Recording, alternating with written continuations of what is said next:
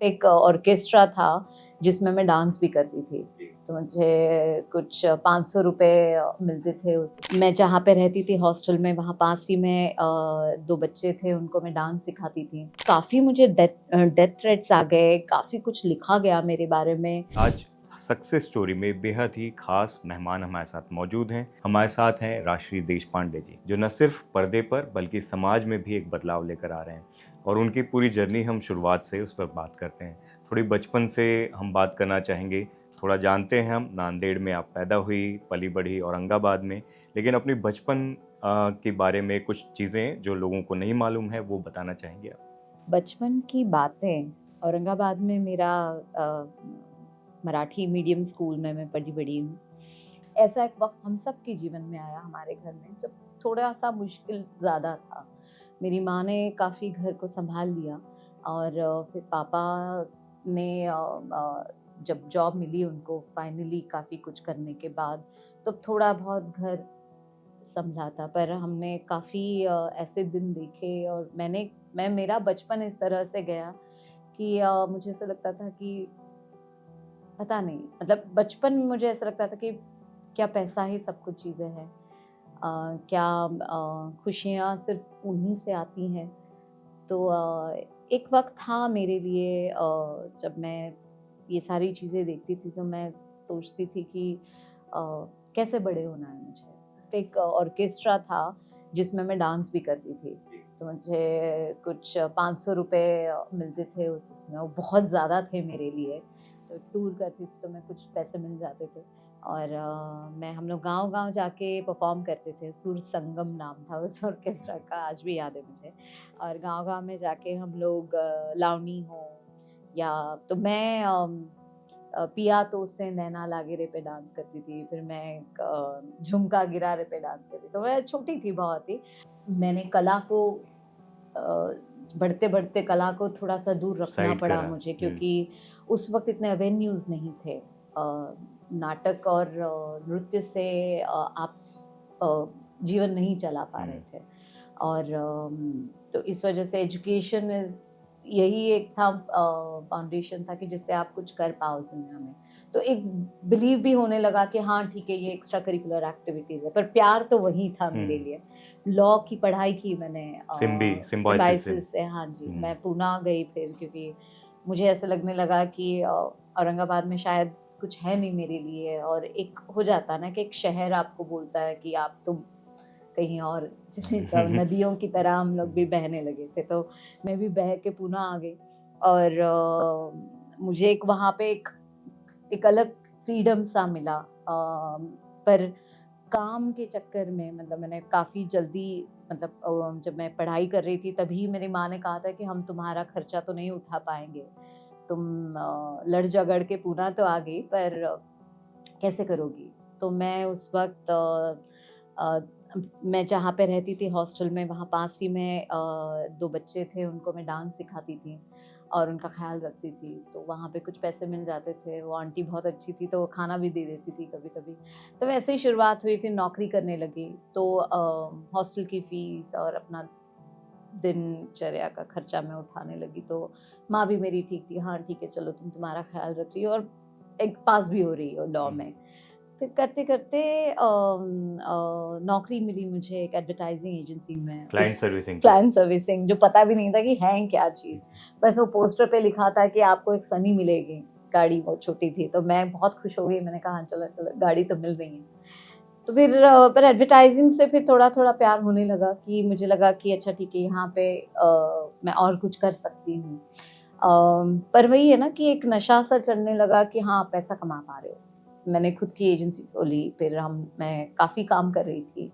पर आपका जब उद्देश्य ये हो जाता है कि आप को सिर्फ़ बहुत ज़्यादा काम करना है, तो आपका फ़ोकस वही लगने लगता है। और जो मैंने बचपन से सपने देखे थे और जिसमें मुझे बहुत ज़्यादा खुशी मिलती थी, जैसे डांस करना हो, कुछ पढ़ना हो या कुछ मिमिक्री करना हो या कुछ भी नाटक में काम करना हो, वो सब दूर हो गए थे मुझसे। तो वही कुछ साल ऐसे बीते कि जिसमें वो खुशी दूर रह गई और सिर्फ़ पैसा कमाना ही एक अ मोटिव हो गया था। मोटिव हो गया है, ध्येय हो गया।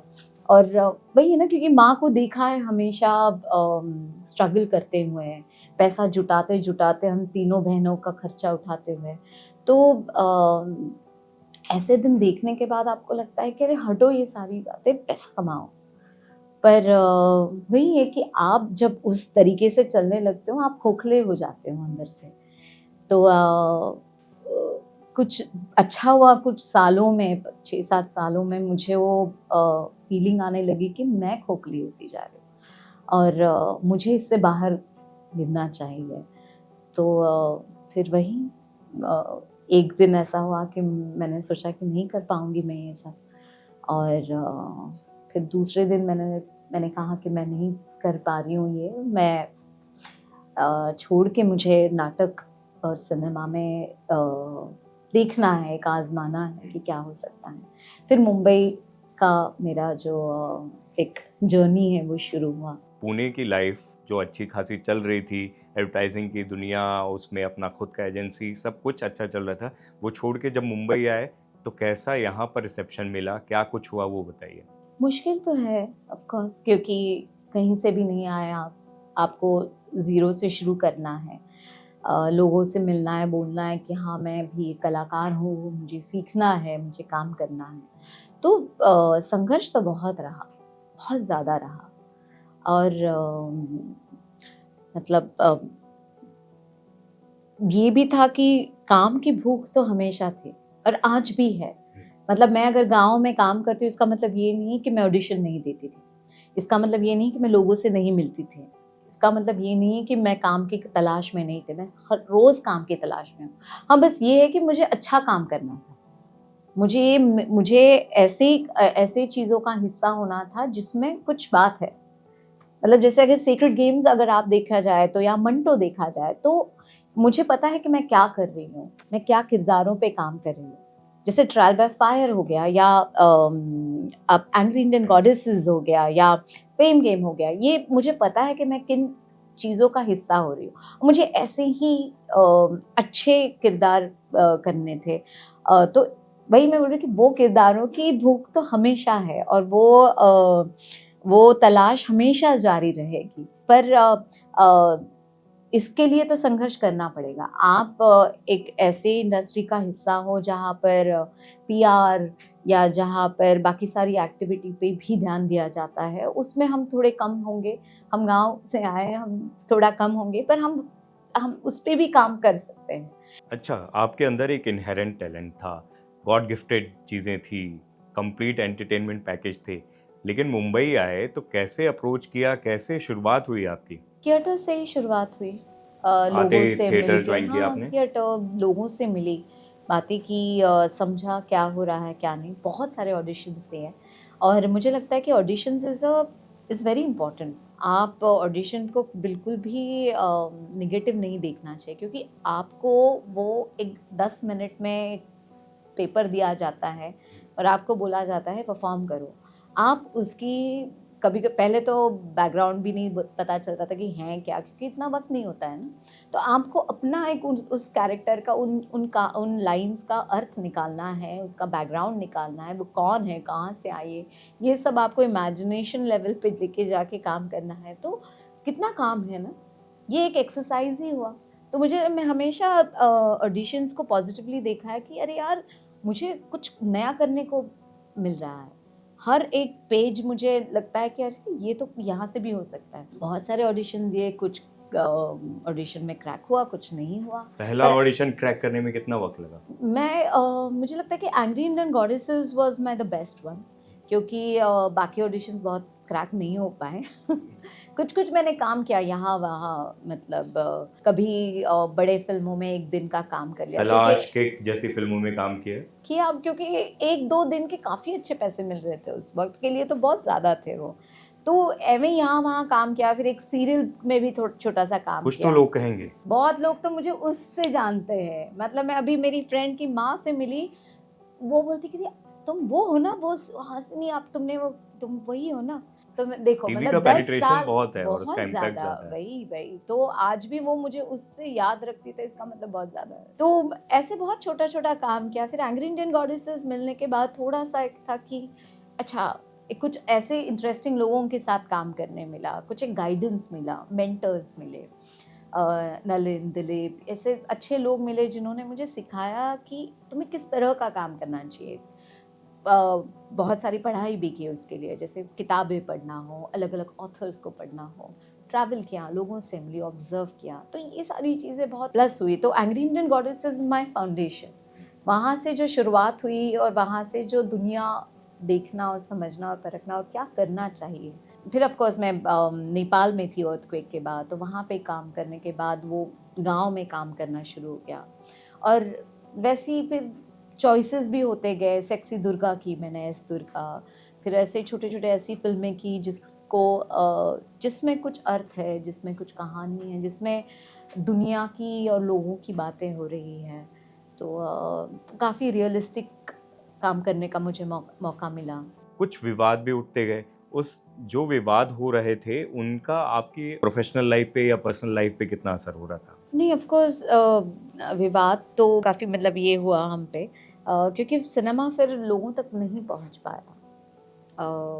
मुझे लगता है कि कहानी बहुत इम्पोर्टेंट थी। मतलब जैसे अगर एंग्री इंडियन गॉडेसेस देखो आप, तो फेस्टिवल में गई, लोगों तक, बाहर के हर एक लोगों तक पहुंची वो, पर जिनकी कहानी है, मतलब ये तो हर एक औरत, मतलब हम लोग जर्मनी में है तो वहाँ की औरत भी इसको रिलेट कर रही है। स्पेन में है या अमेरिका में है या कनाडा में, सब औरतें इस पे रिलेट कर पा रही थी। बट यहाँ की हिंदुस्तानी औरत की जो कहानी थी वो लोगों तक और अगर पहुँचती, तो मुझे लगता है कि उसका कुछ मतलब इम्पैक्ट अलग होता। इम्पैक्ट अलग होता। तो कंट्रोवर्सी की वजह से अब अभी ये भी है कि किसी को कुछ पसंद आता है, किसी को नहीं कुछ पसंद आता है। तो ये जो सेंसरिंग होती है किसी चीज़ के वजह से, उसके ऊपर मुझे लगता है कि लोग खुद ही डिसाइड कर लिया है कि ये सेंसर है और ये सेंसर नहीं है, बिना कई कुछ बार सोचे बिना समझे, देखे भी बिना हो जाते हैं। देखे ये हो जाता है। जैसे एस दुर्गा के वक्त जो सेक्सी नाम से दुर्गा है, ही हाँ। नाम की वजह से इतना बड़ा कंट्रोवर्सी हो गया था और लोगों ने फिल्म भी नहीं देखी। तो मुझे ऐसा लगता था कि अरे आप फिल्म तो देखो, हैं क्या उसमें, क्यों कह रहे हैं हम ये सारी चीज़ें।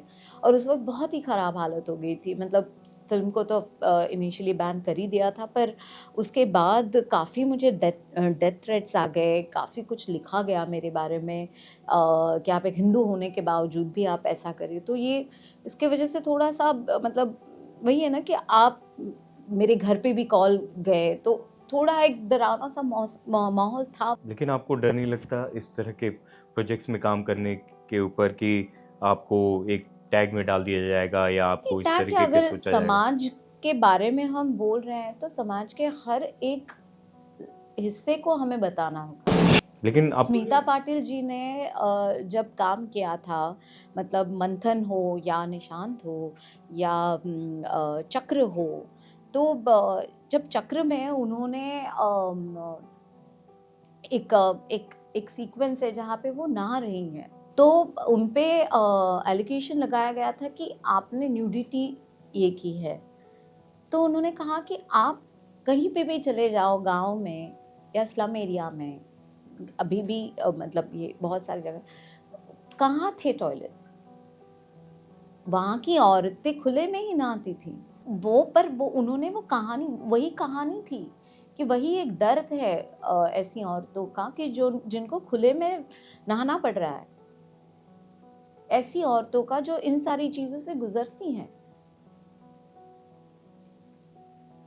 तो मुझे लगता है कि ये कहानियाँ ज़रूरी है। बस उस चीज़ का हम थोड़ा सा मसाला डाल के लोग बेचते हैं। मीडिया ही बहुत सारी चीज़ें आगे बढ़ाती है, वही बेचती है, वही उसी के ऊपर बात करती रहती, करती रहेगी। मतलब बहुत बार मैं कहूँ कि मैं जब किसानों के बारे में बात करने के लिए किसी मीडिया से बात करती हूँ, मैं कहती हूँ कि बच्चे आज भी स्कूल नहीं जाते हैं, पानी नहीं है, ये काम नहीं हुआ है, वो काम नहीं हुआ है, लोग मुझे सिर्फ कंट्रोवर्सी के बारे में बात करते हैं। अब मुझे हमेशा लगता है कि मतलब उनको जो रियल मुद्दे हैं उनके ऊपर बात नहीं करनी है। जब ट्रायल बाय फायर की बात करते हैं तो वो जब आप कर रहे थे और आपने उसमें मेरे ख्याल से वेट ट्रांसफॉर्मेशन, जो फिजिकल ट्रांसफॉर्मेशन है, वो सब चीज़ें की है। कितना वेट पुट ऑन किया था, क्या प्रोसेस था, उसके बारे में बताओ।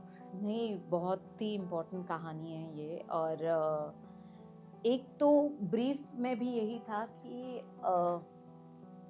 नीलम कृष्णमूर्ति वीक नहीं दिखाना है उन्होंने ये भी कहा था कि मुझे रोता हुआ नहीं दिखाना आपको। तो मेरे लिए बहुत बड़ा चैलेंज था, क्योंकि मुझे हर सीन में मैं जब भी पढ़ती थी मेरी आंखों से ऐसे दब दब दब दब पानी गिरता था, और बहुत बार ऐसा भी होता था कि वो बोलते बोलते भी पानी आ रहा है पर आंसू नहीं निकलने चाहिए, क्योंकि नीलम ने उतना ही चीजें कहा थी कि मैं रोऊंगी नहीं स्क्रीन पे। तो मैं हमेशा ऐसा लगता था कि मुझे वो कब रोती होगी।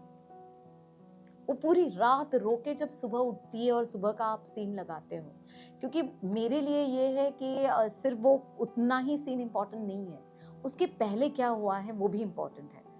तो अगर आपको मेरी आंखें अगर सूजी हुई दिख रही है, क्योंकि मैं 2 घंटे पहले रो चुकी हूँ कि ये हुआ था उस वक्त, पर मैं सीन में नहीं रोऊंगी, क्योंकि मुझे पता था कि मुझे रोना नहीं है। नीलम ने उतना ही हमारे मेकर्स को बोला था कि मैं रोऊंगी नहीं। तो वो बहुत इम्पोर्टेंट था।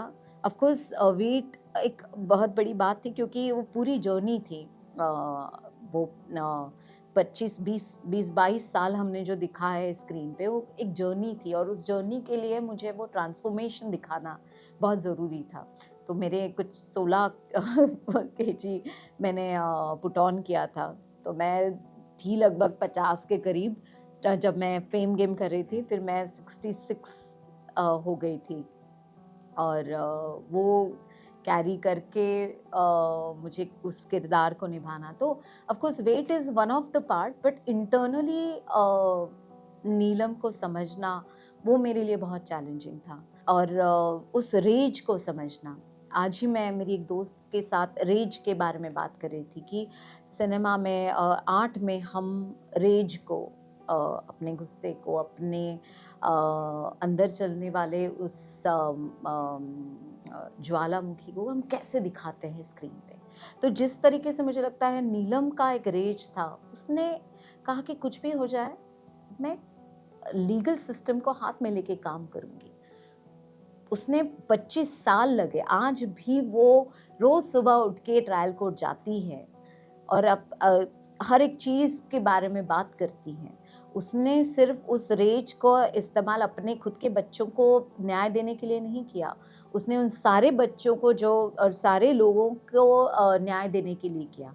उसके साथ साथ आगे वो बढ़ी और उस अपने गुस्से को उसने जो fire and safety regulation act है उसमें भी बदलाव लाया। उसने कहा कि ये चीज़ हमेशा होती रहती है, ये बदलाव होना चाहिए। हर स्कूल में फायर एंड सेफ्टी रेगुलेशन होना चाहिए, वो एक्सटिंग्विशर लगने चाहिए, ये होना चाहिए, वो होना चाहिए। तो उसने अपने गुस्से को किस तरह से इस्तेमाल किया, ये मेरे लिए बहुत बड़ी सीख थी।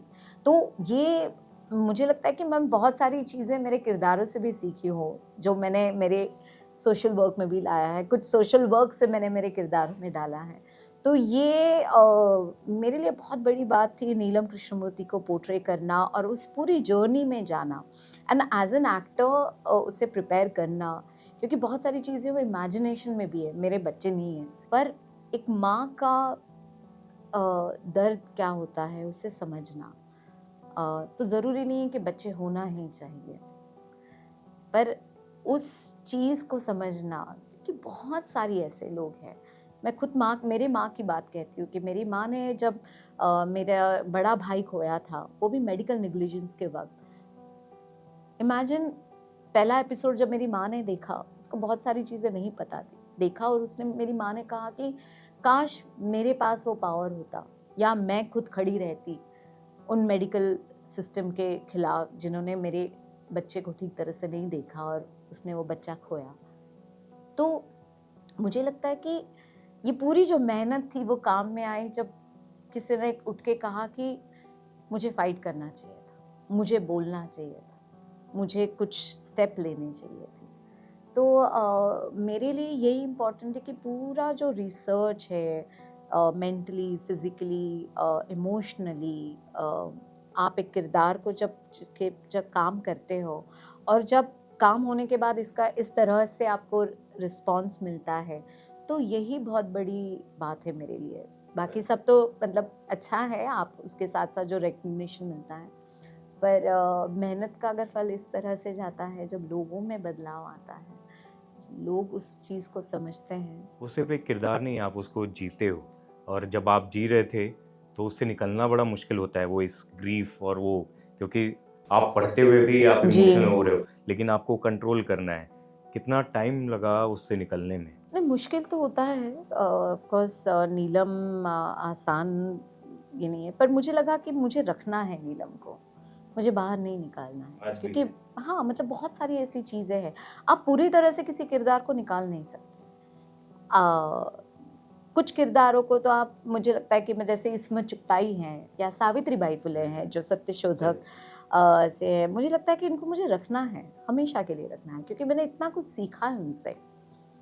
तो पर हाँ, कुछ चीज़ें हैं, जैसे दुर्गा के बाद मुझे वक़्त लगा, वो नाइटमेयर्स थे, तो कुछ-कुछ चीज़ें थी कि मुझे उनसे थेरेपी लेके, या खुद पे काम करके, या और समाज में काम करके, शायद इसी वजह से मैं ज़्यादा मेरे सोशल वर्क में वक़्त देती हूँ, जब मैं काम नहीं मतलब शूट नहीं होता है, क्योंकि मैं जब समाज में जाती हूँ, मैं जब उनको देखती हूँ, उनसे प्रेरणा लेती हूँ, या उनके साथ जो हो रहा है आज वो सुनती हूँ, मुझे लगता है कि ये इम्पोर्टेंट है। मेरा दुःख, मेरा मेरा ये जो है, ये तो कुछ भी नहीं है।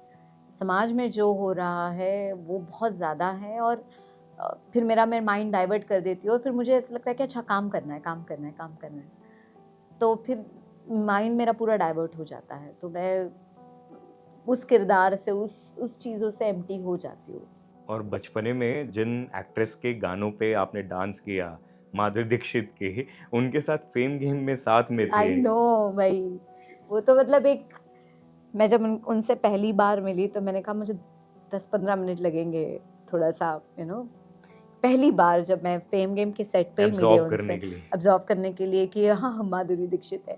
फिर उसके बाद ऑफ कोर्स, बिकॉज़ हम मराठी में बात करना शुरू हो गए, and she became like a big sister to me, और बहुत ही हम्बल है, बहुत ही प्यारी है। तो मेरे लिए ऑफ कोर्स एक फुल सर्कल था उनके साथ, मतलब हमारे कुछ सीन्स तो थे नहीं, क्योंकि वो मिसिंग थी, मैं उनको ढूँढ रही थी एज़ अ किरदार। पर जब भी मैं उनसे मिली, बहुत ही प्यारी है, बहुत हम्बल है, और ऐसे कभी फ़ील नहीं कराती है कि नो, वो शी इज़ अ सुपरस्टार। माधुरी है सुपरस्टार हमारी। उन्होंने काफ़ी कुछ हमें दिखा, मतलब उनका कुछ इतना अच्छा प्रभाव है हम पे, बचपन से लेके, तो काफ़ी ये है, तो मेरे लिए तो काफ़ी नो, वो शी इज़ अ सुपरस्टार। माधुरी है सुपरस्टार हमारी।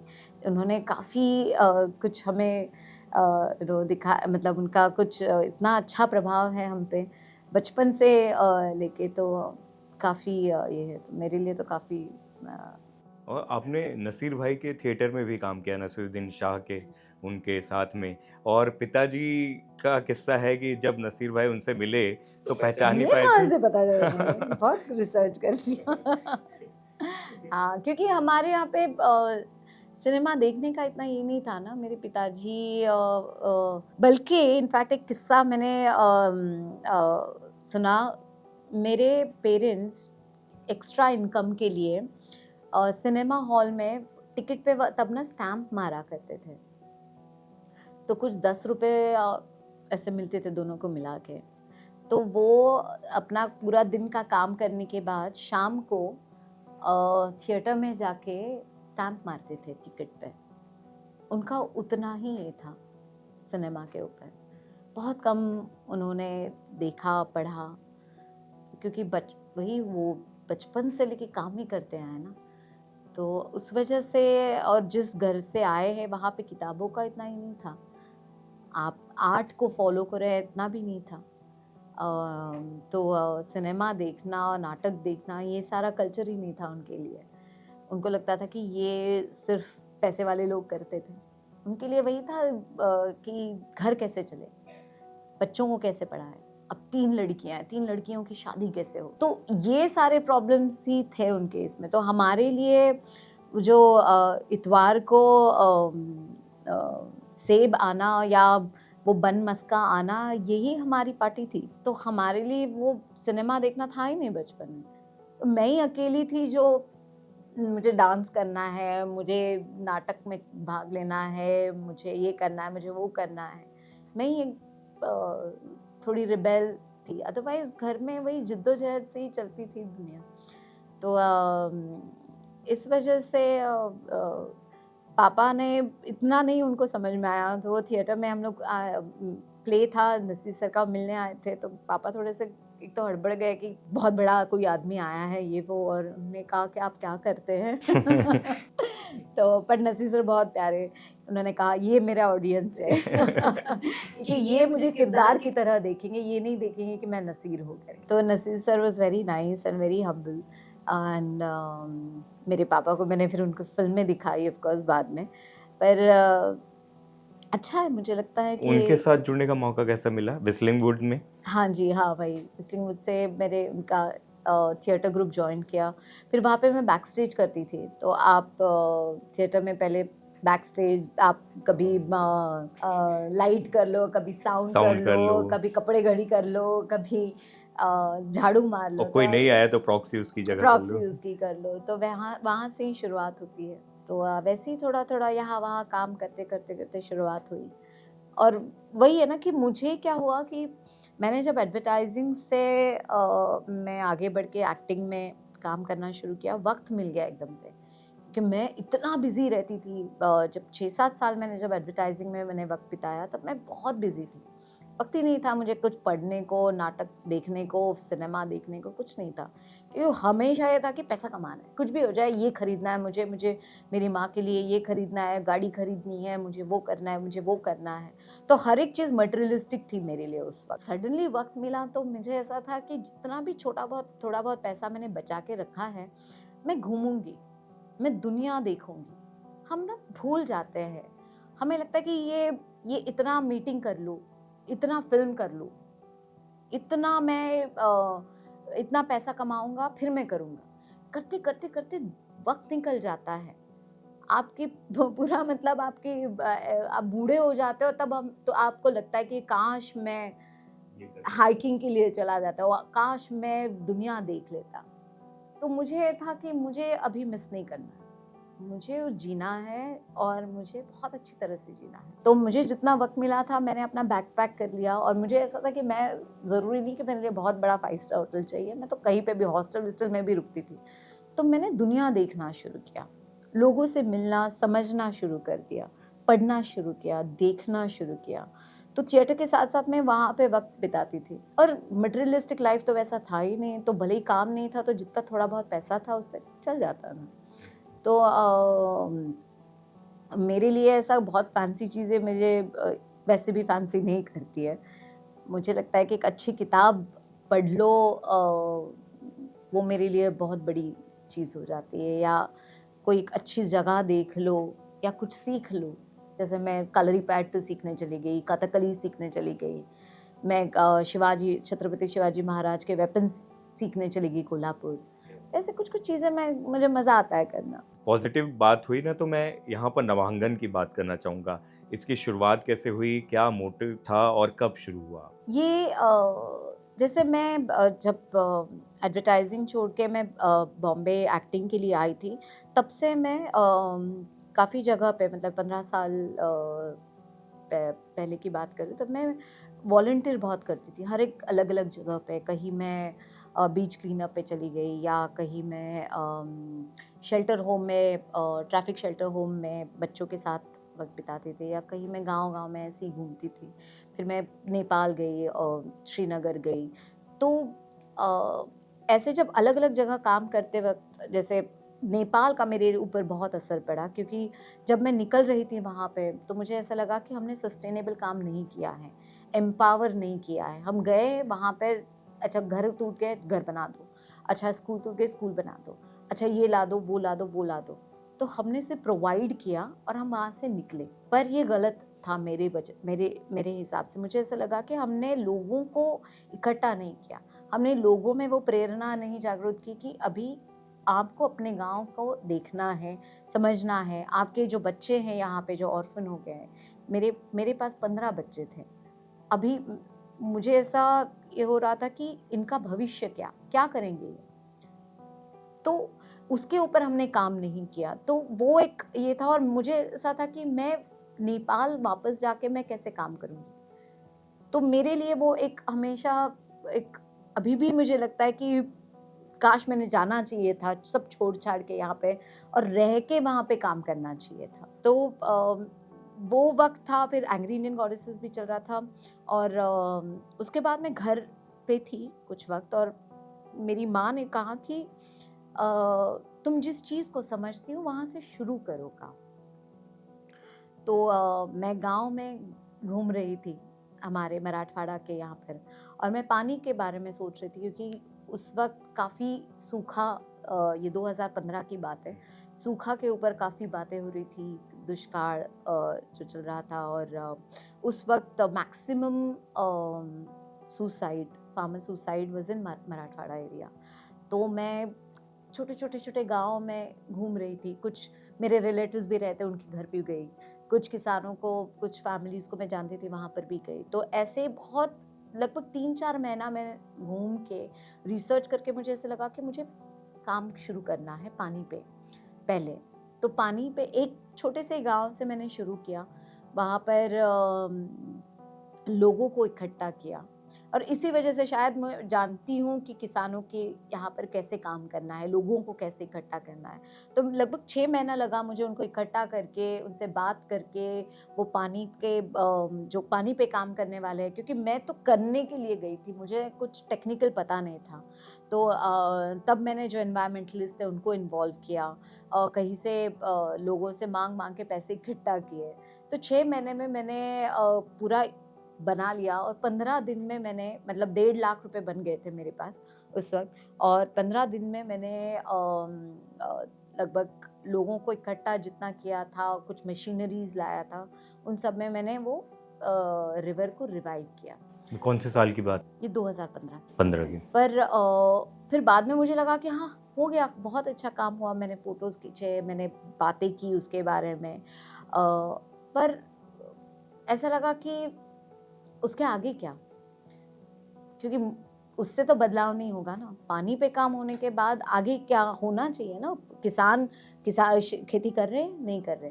वहाँ पे मैं जब, क्योंकि मैं इस गाँव में थी, तो उस गाँव में टॉयलेट्स नहीं थे, तो सैनिटेशन पे काम करना शुरू किया, हेल्थ केयर पे काम करना शुरू किया। फिर उसके बाद ऐसे 2-3 साल चले गए। फिर जब स्कूल की बारी आई, क्योंकि स्कूल की हालत बहुत ख़राब थी, तो मैंने गवर्नमेंट को बोला कि ये जिला परिषद की स्कूल है, आप काम करिए इसके ऊपर। पर उस वक्त उनके पास फंड्स नहीं थे, तो उन्होंने कहा कि अगले साल देखते हैं। तो मैं 1 साल रुकी, और ये 2017 की बात है।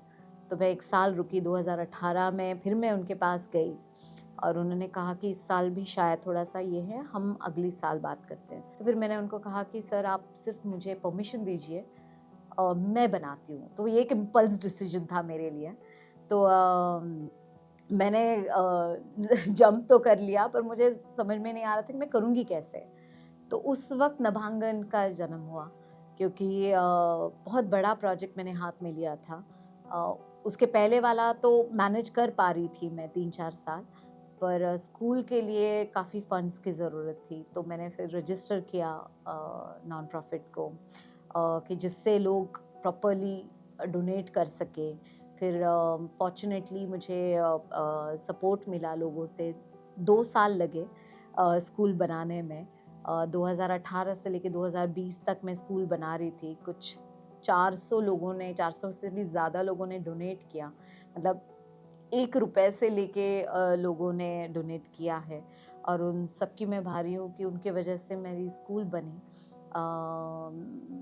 वक़्त लगा, पर लोग जुड़े, और उस बीच में लोगों ने मेरे साथ काम किया। उन्होंने देखा कि कितना कुछ हमने मेहनत की है उस स्कूल बनाने के लिए। तो इसी वजह से आज उस स्कूल पे इतना सारा लोगों का प्यार है क्योंकि उन्होंने बनाई है वो, ऐसा नहीं कि किसी ने बना आके स्कूल बना डाली, उन्होंने खुद उसकी दीवार बनाई है, तो लोगों को बहुत अपनी स्कूल लगती है। तो पहले 30-35 बच्चे थे, अभी इतने सारे बच्चे हो गए हैं और लगभग अभी 5 साल हो गए स्कूल को। बच्चे बढ़ते जा रहे हैं और हम वहाँ पर अभी आर्ट, क्राफ्ट, साइंस, स्पोर्ट्स, ये सारी चीज़ें, मतलब मैं जूडो खेलती थी तो मेरे बच्चे भी जूडो सीखते हैं। मैं आर्ट से मेरा लगाव था तो पेंटिंग सीखते हैं, फिर कुछ बच्चे डांस सीखते हैं, नाटक भी करते हैं, गाना भी सीखते हैं, इंस्ट्रूमेंट्स भी सीखते हैं, क्योंकि गाँव में हर चीज़ का अवेयरनेस आना चाहिए। मुझे अवेयरनेस आया इसलिए शायद मैं कुछ अलग कर पाई, अदरवाइज़ आज भी गाँव में ऐसा लगता है कि पढ़ लिख के करेंगे क्या? तो वो बदलाव लाना है। खेती के बारे में भी और एजुकेशन होना चाहिए। तो इसलिए मैं बार-बार किसी एग्रीकल्चर में जो काम करते हैं उनको लेके जाती हूँ गाँव में, उनको बोलती हूँ कि वर्कशॉप ले लो, कुछ बात करो, लोगों को मोटिवेट करो, क्योंकि जन जागृति जब तक नहीं होगी तब तक बदलाव नहीं होगा। और इसके लिए हर जगह पे काम करना ज़रूरी है। तो इसी वजह से आर्ट भी उतना ही इम्पोर्टेंट है जितना ज़मीन पे रह के काम करना। सक्सेस क्या है आपके लिए? कि 2 साल पहले मैंने गाँव में बीड़ के एक छोटे से गाँव में काम किया था और लास्ट ईयर फिर हमने किसानों पे काम किया और इस साल 250 से ज़्यादा लोग, फैमिलीज़ बेसिकली अपने गाँव वापस आई और वो खेती कर रही है अभी। और ये बहुत बड़ी बात है क्योंकि रिवर्स माइग्रेशन होना ये बहुत इम्पोर्टेंट ये अपने आप में देश में अनूठा ये बहुत एग्जाम्पल है, ज़रूरी है। पलायन को रोकना, वापस रिवर्स पलायन करवाना। तो मेरे लिए मुझे वही लगता है ना कि 10-12 साल हो गए मैं काम कर रही हूँ और ये जो चीज़ें हैं इससे बड़ी सक्सेस ये सक्सेस है मेरे लिए। अभी मैं जब स्कूल गई थी तभी जो पांडरी की स्कूल जो 5 साल हो गए, एक मैं टीचर ने मुझे बोला कि एक लड़की है जो खेतों में काम करती थी वो, और उसके पेरेंट्स भी उसको बार-बार खेती पे लेके जाते थे। वो स्कूल आना ही नहीं चाहती थी, उसको पढ़ाई में मन ही नहीं करता था। तो हम लोग 1 डेढ़ साल हो गए हम ड्राइंग क्लास लेते हैं, आर्ट क्राफ्ट का क्लास चलता है हमारे यहाँ पर। जो टीचर है नभांगन थ्रू जाता है वहाँ पर। तो 1.5 साल से वो लड़की पेंटिंग करती है और वो इतना कमाल पेंटिंग करती है। वो पेंटिंग की वजह से रोज़ स्कूल जाती है।